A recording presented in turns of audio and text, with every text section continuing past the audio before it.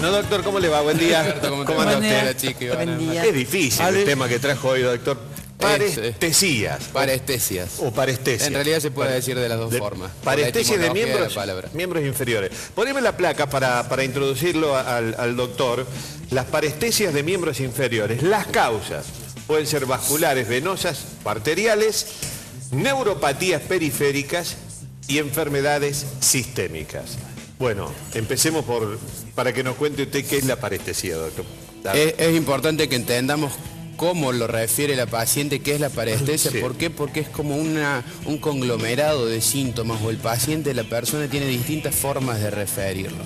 Doctor, se me duerme una parte de la pierna, siento como un cosquilleo, siento como un hormigueo, siento como una comezón que no sé definir a dónde está, de dónde viene y cuándo va. Todo ese tipo o esa gama de síntomas es lo que englobamos nosotros y tenemos que saber que son parestesias.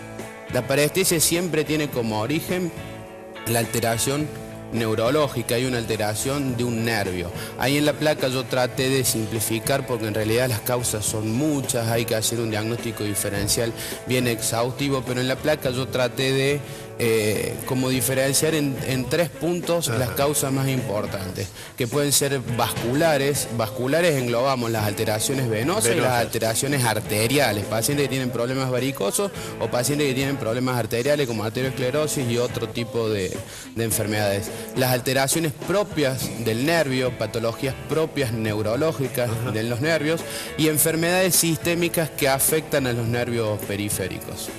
Pero, por ejemplo, una persona que tiene varices, ¿tiene este problema?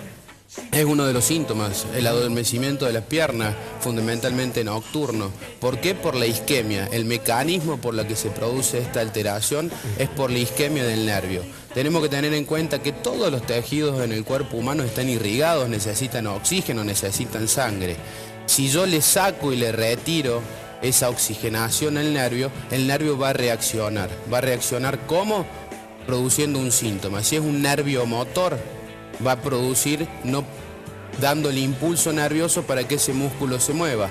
Cuando es un nervio sensitivo, va a producir no receptando este estímulo y no mandándolo al cerebro, al sistema nervioso central. Entonces va a producir este síntoma, lo que te dije, lo que engloba como la parestesia. A ver si entendí mal. ¿Puede ser que una persona tenga el pie sano, digamos que no tenga varices, pero que tenga este síntoma? Sí, claro, porque es por una alteración motora o monomotora. Dentro de lo que es una enfermedad sistémica como la diabetes, el paciente puede no tener varices, de hecho no tiene varices, y va a tener una neuropatía que tiene nombre propio y se llama neuropatía diabética. ¿Por qué la neuropatía diabética? Porque el diabético, al tener altos niveles de glucemias permanentes, va a producir una alteración del recubrimiento de los nervios. En los nervios todos tienen como un recubrimiento, como si fuera la funda de un cable, que lo diferencia y lo aísla de todos los tejidos de alrededor, que se llama mielina, es un recubrimiento de mielina. Cuando hay una alteración de esta cable, de esta cubierta protectora, el nervio se altera y pierde esa capacidad de enviar el impulso. Así como en un cable tiene que estar cubierto para que toda la onda eléctrica vaya, en los nervios también van ondas eléctricas, entonces va recubierto por una capa de mielina. ¿Y eso cómo se trata, doctor?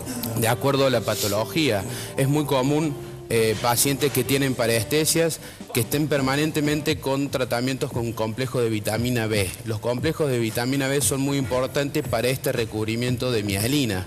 ¿Por qué? Porque dentro de la mielina, la vitamina, que es la molécula que incluye esa mielina, son los complejos de la vitamina B.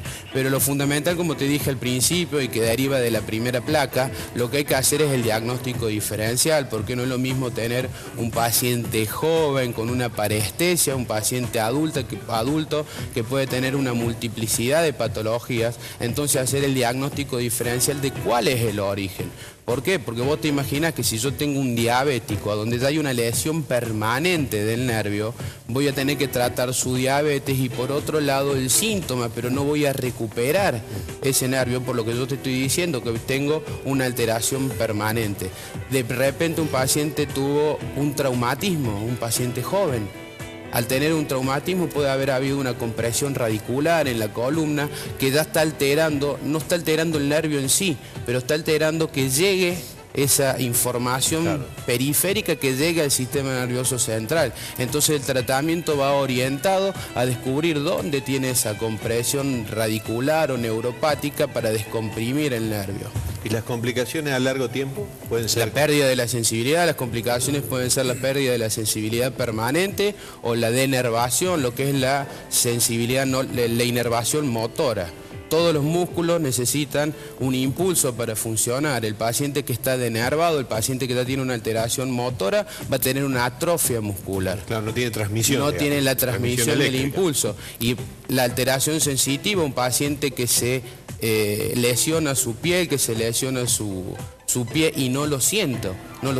Eso es propio del diabético. El paciente diabético se lastima y no se da cuenta que se lastima. ¿Y por qué? Todo el mundo permanentemente pregunta, ¿por qué el diabético no tiene dolor? Justamente por esto que estamos hablando hoy. Porque de la parestesia pasamos a la anestesia. Cuando ya hay una lesión permanente, importante, el paciente no siente nada. Ya tiene anestesiado su pie, anestesiado su miembro, se lastima, se roza con una zapatilla, la lesión se cronifica. ¿Pero por qué se cronifica? No solamente por la alteración de la patología en sí, sino porque el paciente ni supo.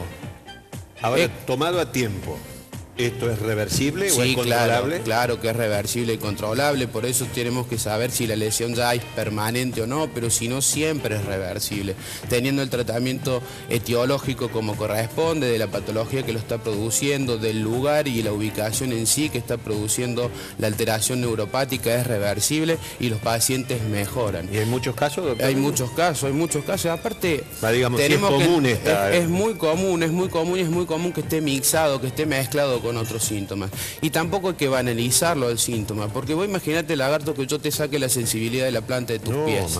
Vos no sabés dónde estás pisando. Sí. Entonces son pacientes que tienen dificultad y alteración en la marcha. ¿Por qué? Porque si vos no tenés sensibilidad en la planta del pie, no tenés ni siquiera la sensación de profundidad y de que asentás el pie. Entonces los pacientes tienen dificultades para desplazarse, entonces no banalizar el síntoma. Paciente que comienza con algunas sensaciones de adormecimiento a la noche, bueno, a ver, investiguemos de dónde viene, no es que le digamos, bueno, dejamos esto, ya te va a pasar, ya no, investiguemos bien de dónde viene el síntoma. ¿Por qué? Por esto que yo te estoy contando, si no el síntoma va a seguir evolucionando, la lesión se puede hacer permanente y ya cuando son permanentes los nervios no se recuperan. Hay que tener en cuenta que una de las células que no se reproducen en el cuerpo humano son las células nerviosas. Gracias, doctor. A sus órdenes, como muy siempre. amable.